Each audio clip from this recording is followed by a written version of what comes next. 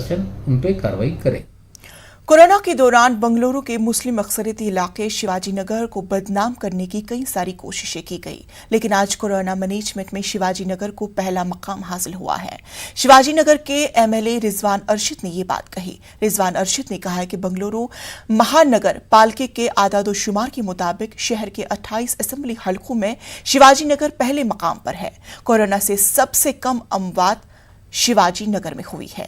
Vaccination में शिवाजी नगर सबसे आगे है। यहां कोरोना की पहली खुराक देने का काम 97% मुकम्मल हो चुका है।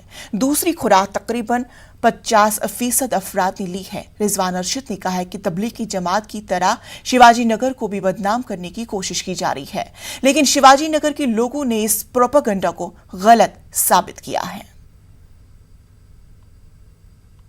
शिवाजी नगर के पुराने वीडियोस को ऐसा बताया गया कि ऐसा सामने रखा गया कि ये लॉकडाउन के वक्त के वीडियोस हैं, देखिए कौन घर पे बैठा है, सब लोग बाहर हैं। ऐसा प्रोपेगेंडा करके शिवाजी नगर को जो बदनाम करने की कोशिश की गई, उसके बाद आज जो नतीजे निकले हैं, ये नतीजे कुछ और ही दिखाते हैं।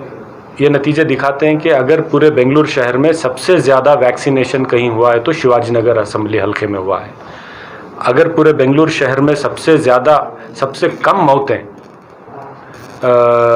कोरोना की वजह से हुई हैं तो वो शिवाजी नगर हल्के में सबसे कम लोग मरे हैं। अगर सबसे कम कोरोना कहीं फैला है तो शिवाजी नगर हल्के में फैला था।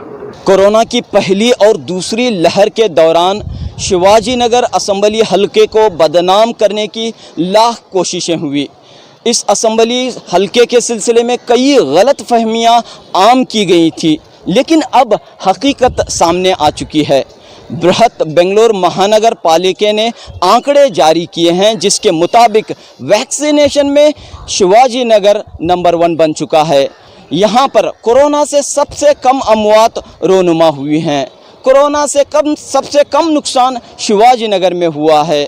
लिहाजा कोरोना के ख़िलाफ़ जारी जंग में शिवाजी नगर नंबर 1 बन चुका है। कैमरामैन महेश के साथ रऊफ अहमद, न्यूज़ 18 उर्दू, बेंगलुरु।